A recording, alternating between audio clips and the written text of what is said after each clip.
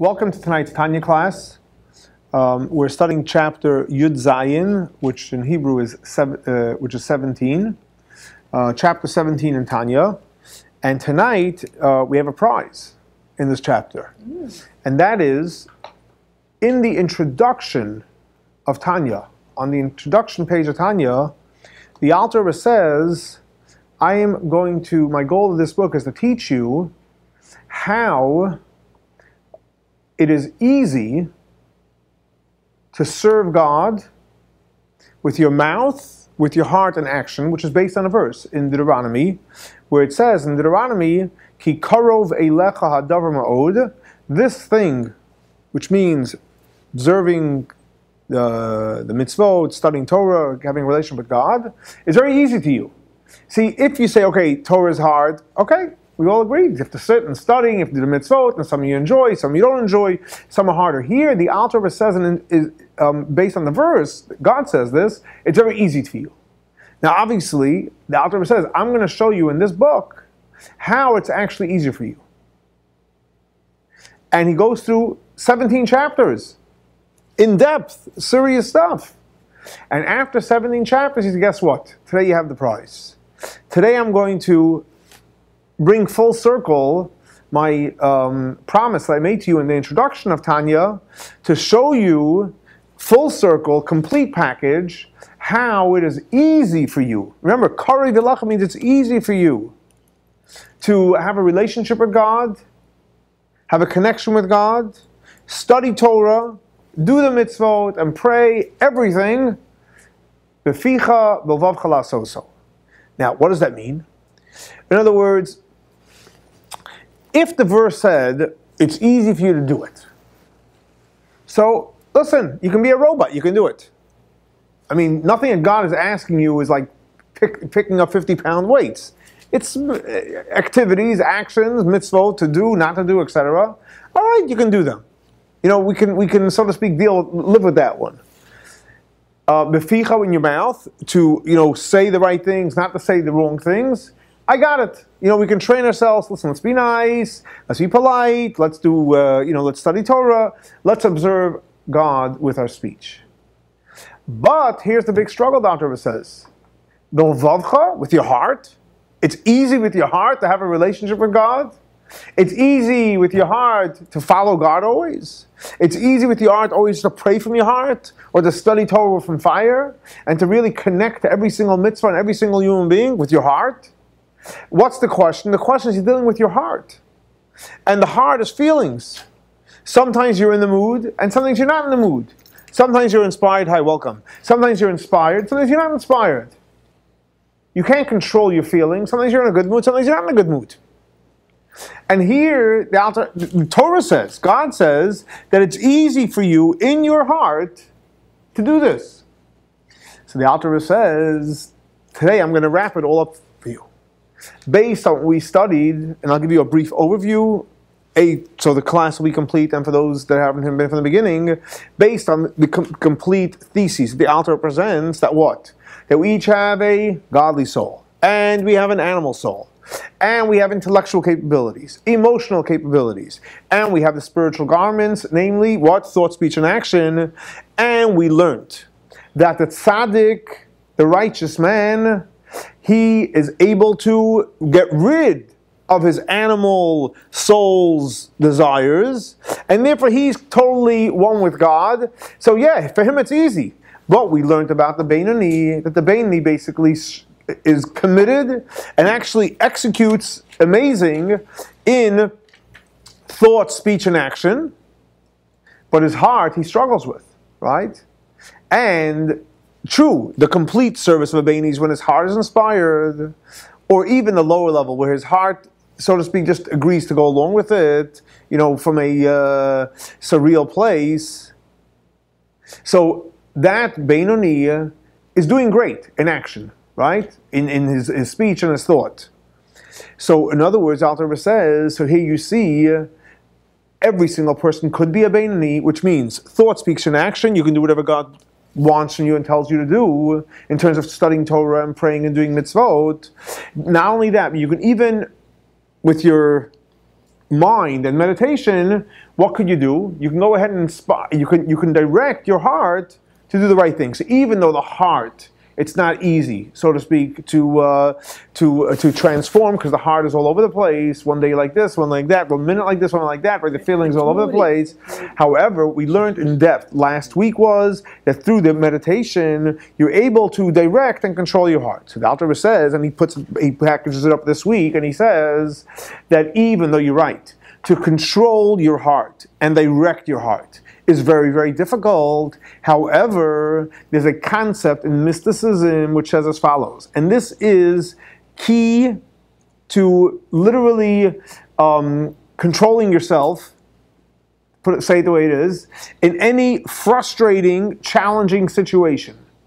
And the key word is 3 words.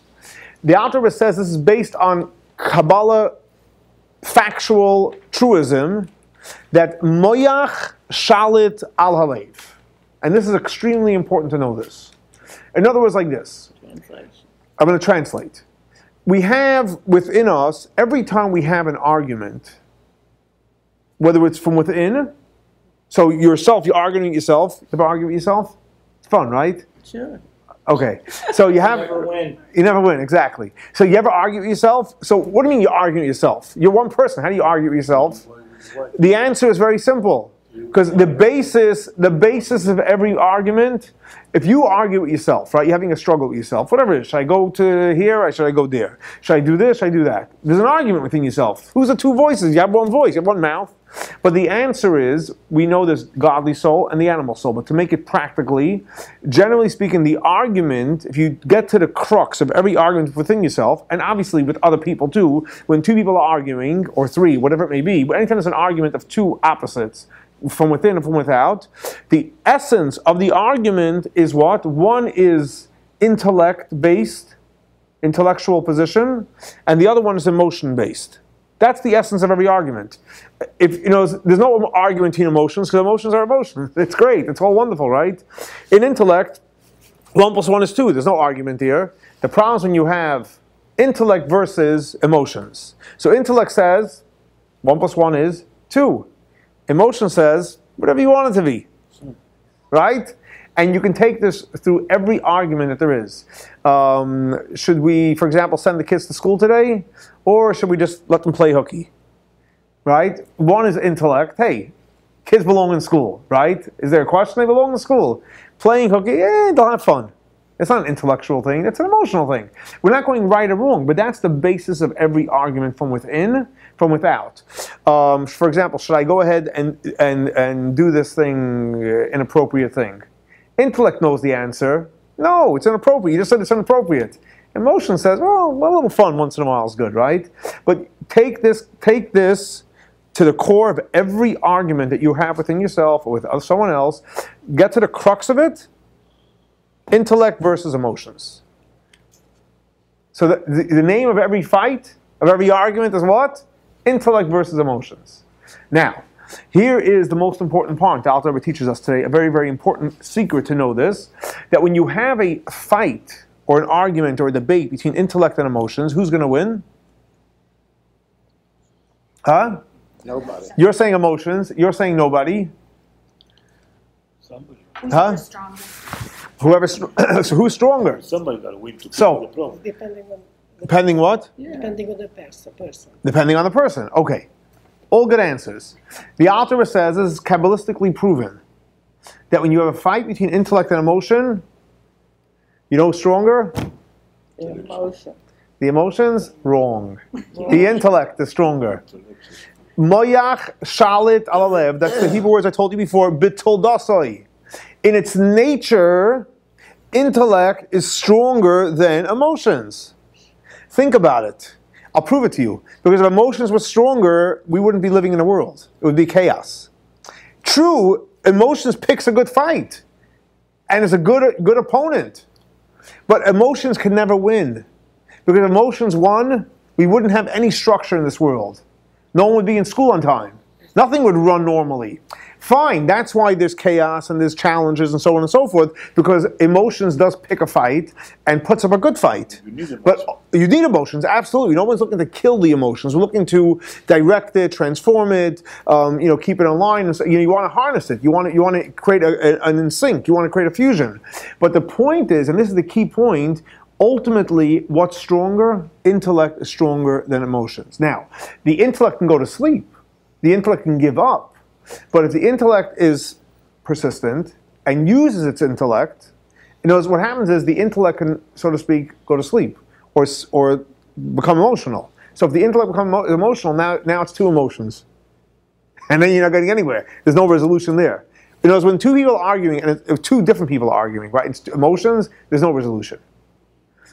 Ultimately, the intellect will harness smartly, and it's not manipulation, by the way. This is communication of ultimately the intellect showing the emotions a healthy way how to express its emotions, how to express the emotions. So this is so key because moyach shalit al alev means that every time you have an argument, get to the crux of it.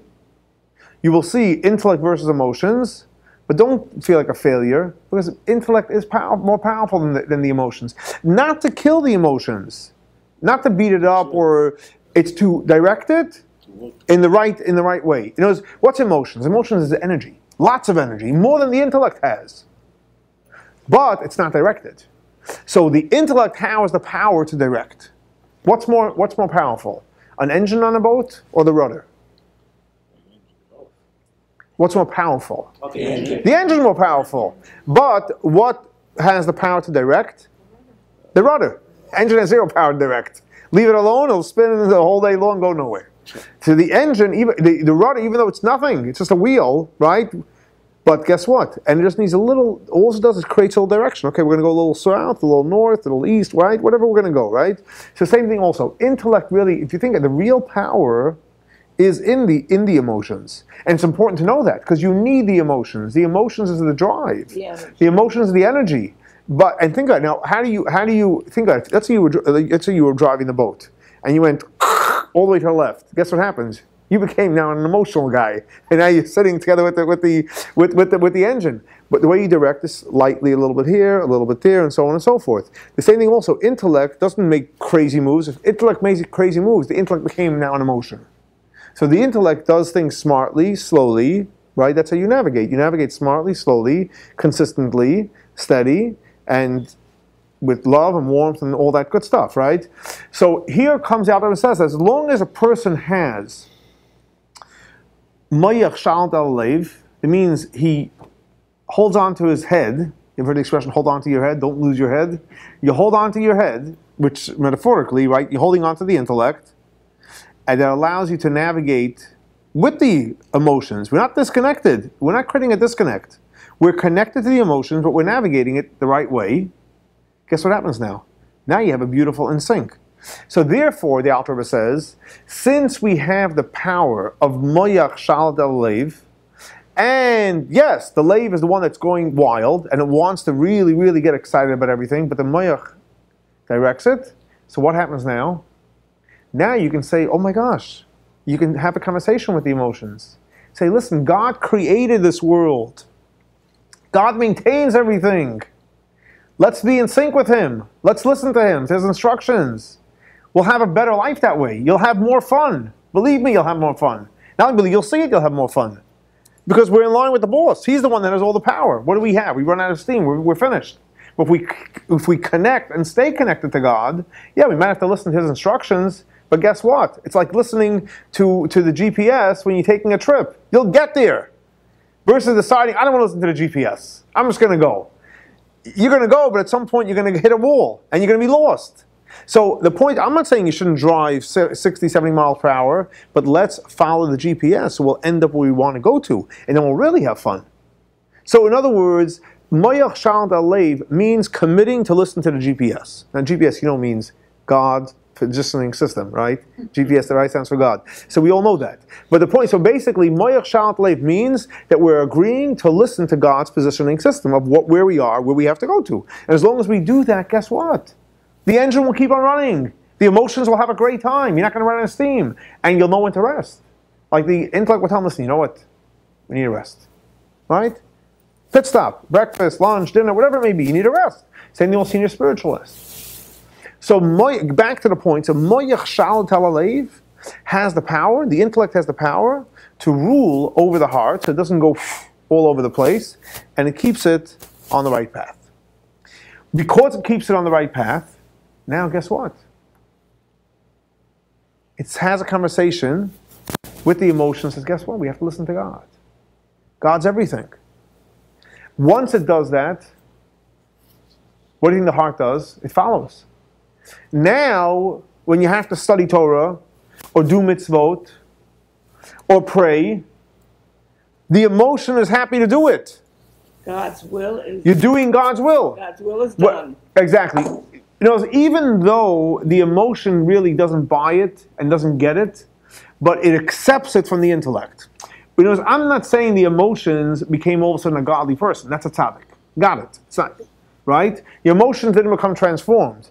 But it is committed, one thing it is committed to follow the intellect as long as it can live. And it's living. No one's cutting it off. It's committed to living.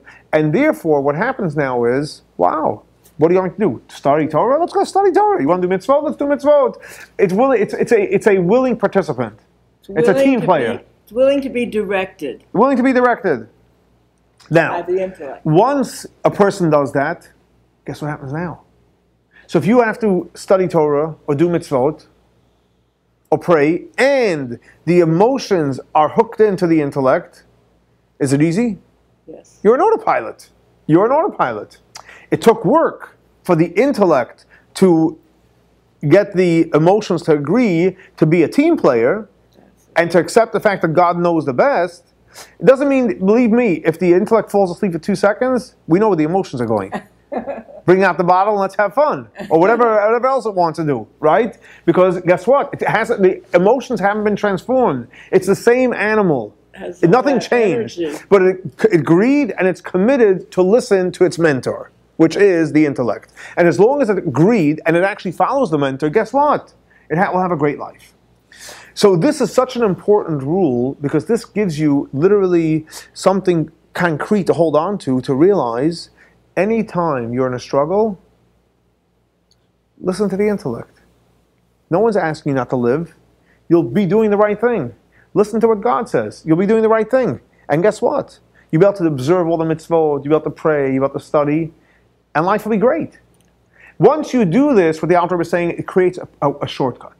What's the shortcut? The shortcut is that your life meaning say your life as the connection to God versus doing the mitzvot that might have been hard for you in the past, or praying or studying, becomes very easy.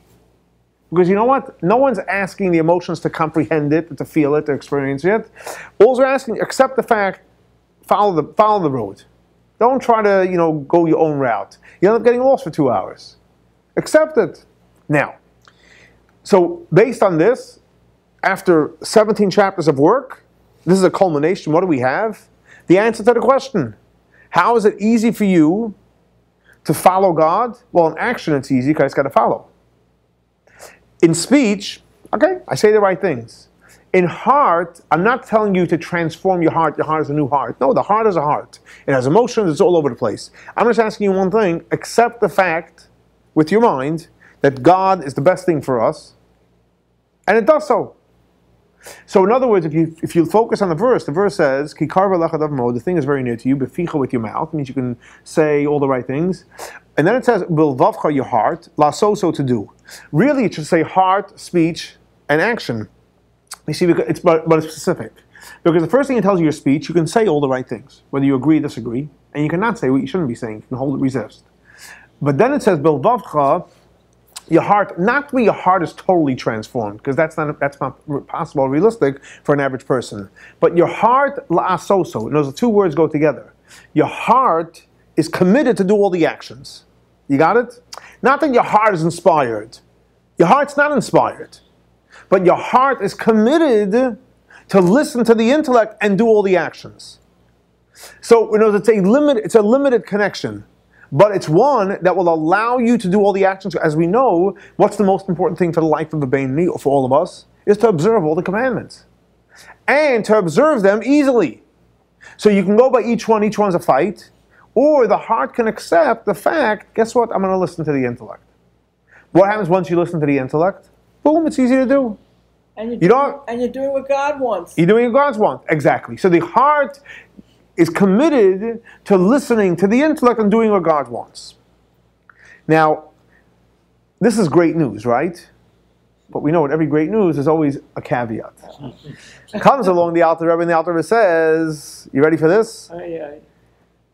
This is amazing, right? On one hand, what? Anybody. I'm going to listen to what my intellect done.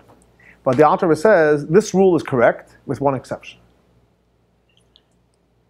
But he gives you the problem, but he gives you a solution. So I'm going to tell you the problem, I'm going to tell you the solution also. With one exception. Somebody that is in the terms of Tanya, a Rasha Gomor, a wicked person completely. Now, what does that mean in our language? Let's translate. What does it mean, a wicked person? Somebody that in action, speech, and thought does exactly what he wants. God is totally out the window. But more importantly, his heart is totally disconnected from God. And not only is he disconnected, he doesn't want a connection. The only connection he wants is himself. So what happens is, if you habitually train yourself, your heart, to do only what you want, if you do it consistently and constantly, what happens is your heart gets disconnected from your intellect, that even though the truth is your intellect is more powerful, but the problem is there's nobody home. So even though the intellect tells him, hey, guess what, listen to God. Who are you talking to? No one's home. No one's home. In other words, again, give to us, because here. What did we say before? It's a Kabbalistic rule that the intellect can overpower the heart. Now we're saying, hold on, it can't. Now it's not a contradiction. Why? Except this one person. No. The wicked person. But not because it's a contradiction, because it's very simple. Because the Alter Rebbe says, take, for example, somebody that faints. Someone fainted. So you can revive the person, right? Water, oxygen, mouth to mouth, whatever it may be, right? You can revive the person. What if someone dies? God forbid. Could you revive them? No, unless you're God, right? And a major prophet. But you can't revive someone that's dead. So the Alter Rebbe says, why could someone's dead? It's dead. It's dead. There's no way you're reviving it. Like certain batteries. Certain batteries can get a boost. And certain batteries, once it's dead, it's dead. There's nothing you can do to reduce it. You have to just buy a new one. So the Alter Rebbe says, a wicked person to such a degree is like spiritually dead. Dead. Dead. There's no connection. What are you charging up? There's nothing to charge up. So it's not that the rule doesn't work. The intellect can overpower the emotions, absolutely, but there's no emotions there. Totally disconnected. Totally disconnected. So the question, so it's totally disconnected. However, right, so that's bad news. Because everyone should be able to be revived. He's still alive, come on. So the Alter Rebbe says, yes, it's true, and the person could be revived. How? Oh, very good, how? How does the person get revived? The Alter Rebbe says very simple. The person has to do something which is called tשובה. Tשובה means repentance, or returning, from a serious place of merirus, where the person really looks at his life and says, oh my gosh. I think in English it's called, you hit rock bottom. You go, oh my gosh, my life is over. I mean, I'm like spiritually dead. And once the person comes to that realization, and the person's really remorseful about his life, and the way he's behaving, and the way he's living, guess what? It starts bringing back life to the heart. Because think about it, here the heart didn't care about God. I mean, think practically. This heart didn't care about God. The only thing it cared about is self. Talk to God, it's dead. Nothing there. But what if the person goes, oh my gosh, what did I do? This is where I am now? What is the person doing? Bringing back life to his heart. Think about it, the heart is remorseful. The only one that can do that is the person himself. No one can do it for the person. Return. The person on their own all of a sudden creates this like magical energy into his heart. What did I do? Oh my gosh, I forsook God? the one that created me, the one that gives me everything, and I just totally blew it away? What's with me? And really feels bad. To the point where he's starting to send electric shocks to his heart. Spiritual electric shocks. Then, as the person revives himself, there's something to hold on to. It's like, it's like someone, let's say, goes down a ditch, right, in a car, and AAA comes to pull you out, and they send they can't go down because they'll themselves get sunk. So let's say they send you like an anchor to put on your car. Okay. But what happens if you're so deep beyond the cable can't reach? You're gone, finished. But what if all of a sudden you pop out? Oh, there's something to hold on, then they can hook on and they can pull you out. You need a hook to have to pull you out. So if your heart is dead, there's no hook there. You have to create a hook. Create something. Say you feel bad. Say, please, God help me. You created the hook. You created the hook. God sends in, right? The intellect. We're going to listen to God. And all of a sudden, pull it out. Pull it out. So here, the Alter Rebbe goes into explaining how Kabbalistically, what happens with a disconnect and what happens with a reconnect. Literally a Kabbalistic image of what happens. I'm going to explain this to you. It's pretty deep Kabbalah, but I think it's important because it's in this chapter, and it's important to realize really what happens. The author explains like this, that we all know that God created the world and maintains everything. Now, everything comes from God. Has it come from God? So the way we can relate to it is everything comes from God's the most powerful name. We all know God's most powerful name. You're not allowed to say the name out because it's so powerful. Even the high priest said it in Yom Kippur. They prostrate themselves in the temple, etc. But the name is spelled with 4 letters: the Yud, the Hey, and the Vav, and the Hey. We don't pronounce out the whole name, but those are the 4 letters. Now, in those 4 letters is a lot of Kabbalah, because literally in those 4 letters itself, there's tremendous amount of Kabbalah. The numerical value, the abbreviation, and so on and so forth. But let's look at the 4 letters: the Yud, the Hey, the Vav, and the Hey. So the Yud is the first letter. What's the first letter? And again, there's many Kabbalistic dimensions to this. I'm going to give you one for right now to help you understand what happens when a person disconnects. So Yud is basically the dot, right? There's something. God created something, which is basically what's called the world of Atzilut, right? Closest to God. That's great. Now from there comes the word Hey, which basically has already width and height and breadth, etc. And that creates the world of creation, the world of creation. Then you have the Vav, which is a line, and that draws it down already into the world of formation. We're getting down, from a spiritual level to more physical. Then we go to the lowest Hey, which creates the world of Asiya, the world of action. Now, we discussed this, I think, many times about neshamot, souls, when they come down, so the way they take the journey, depending on which world they spend more time in, that's the type of soul they are. Most souls in this world, we call them a soul of Asiya, which means they spent most of their time in the last triage of the last Hey, where they're souls that can relate to this physical world. Now, when a person is born, what happens? You don't get disconnected from God. You're still connected to God. But which part of the letter of God are you bringing into this world that you're living through? The last Hey. You're living with the last Hey. Obviously, the soul is on a much higher level. Now, so what happens like this? So let's say you're living in this world, and you're from the Hey, right? The last letter, which is the world of Asiya and the world of creation. So you're living in this physical world. It's a physical world that you're living in. But you're still connected to the Yud Kei Vav. You're still connected to God's name. It's just the lowest level. But there's still a connect. Now, the fact is, in this world, are we angels? No. It's not expected. Notice, for example, every single person has a level they can reach. Everyone's supposed to get 100 in their level.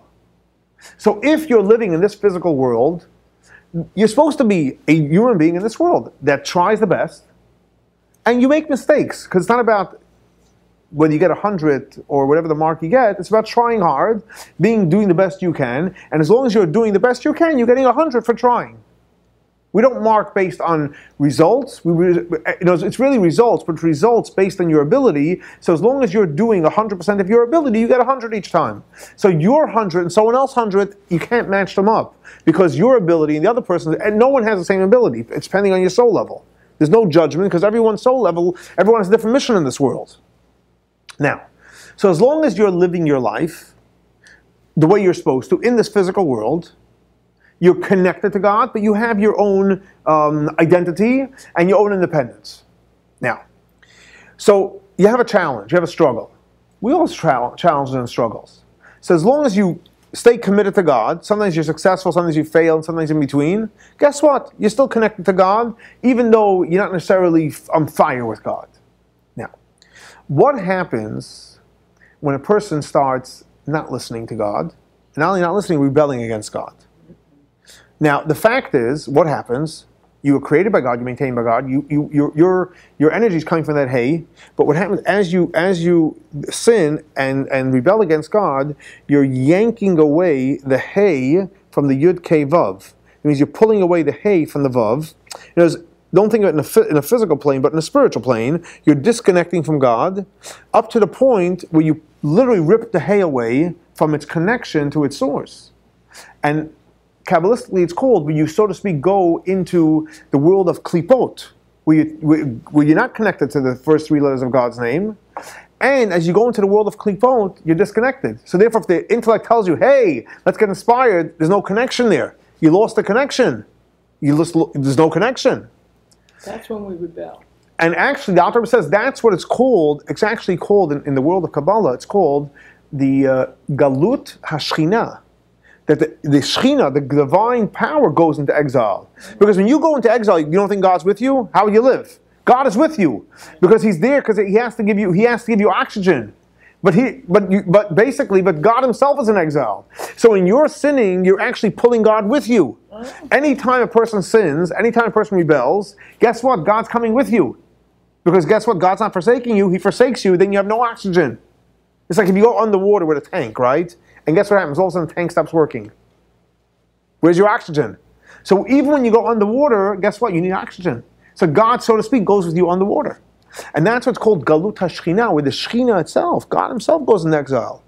And that's one of the things that we pray for in this generation, is we cry for the fact that not only are we in exile, God's in exile. Because if we're in exile, God's in exile. If we're suffering, God's suffering. If we're disconnected, God is disconnected. So what has to happen now? So in the world of Kabbalah, really what has to happen is, guess what? We got to come back and reconnect ourselves to what?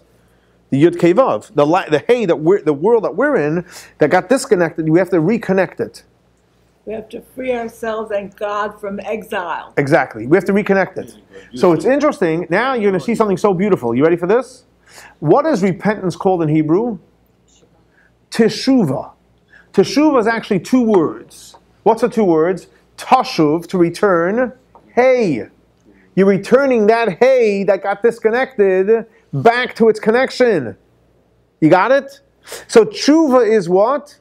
Tashuv, returning the hay, which is our existence, that's in Galut, we're in Galut, God's in Galut, to returning it back to its connection. So the Alter explains, tshuva is going back to its connection. Now, tshuva, regular tshuva, so to speak, tshuva tata, low-level tshuva, is bringing it back to as if before you sinned. Oh my gosh, what am I doing? Get set from now on. I'm going to pray, I'm going to study, I'm going to do mitzvot. I don't want to be disconnected from God. And I love God. I want to be only with God. So you're back to where you started from. There's something which is called tshuva ilah, which we're not going to go into right now. I just want to mention this as we're talking about it, where you take the hay and you actually shift it up to the first hay. You actually go to not only before you sin, but you even living in this world on a level even before you were created. Wow. Now that's a high level, which it's nice to know about, because we always want to have a higher bar to go to, but you're able to live in this world, not only from a pure level, the way you were born, but even from the way before you were born, in an extremely idealistic and spiritual level. That's a high level of tshuva. But back to our point, let's at least get to the tshuva tata, is what? When a person goes back. So what happens when a person, a rasha, gomer, does tshuva, and he's remorseful, and guess what? He tashav hey, he returned his hey back, and he's connected again. Could he do moach shal alev? Could he have his intellect bring his heart back to be one with God? Absolutely. So ultimately, everybody, it works for everybody as long as you're alive. But if you're disconnected, you got to reconnect. So those moach shal alev, the fact that our intellect is able to direct and control our heart, that applies to everybody. You can come back from the dead, you're saying. That's wonderful. Yes, correct. Now, the only way it doesn't work, if a person sinned and the hay got disconnected. But when a person repents, what happens? The hay gets back reconnected. Now you're part of the team. You're part of the team, then you can bring it back. So you see why this chapter Yud Zayin, chapter 17, is an important chapter. Because here you're learning three important things. One important thing is the Alter Rebbe is explaining full circle, full package, the question he asked in the introduction of Tanya: how is it very, very easy for us to serve God even in our heart? And obviously, as he explained, because our heart is going to follow our mind. And most importantly, the technique he taught us, that moyach shalt al alev, that our intellect has the power to direct and take charge of our heart, that will direct the heart to be in a loving relationship with God, at least in terms of being able to do all the mitzvot automatically, because the heart is lined up in the right direction. And unfortunately, if you sin, you disconnect, and therefore the moyach shalt al alev is not going to work. Not because it doesn't work; it's just you disconnected. But once you do the tshuva, which means you bring back the hey to the yud kei vav kei, to God's name, then even someone that was a rasha, as long as he repented, also has the power and the ability to have and experience this beautiful gift of moyach shalit al halev.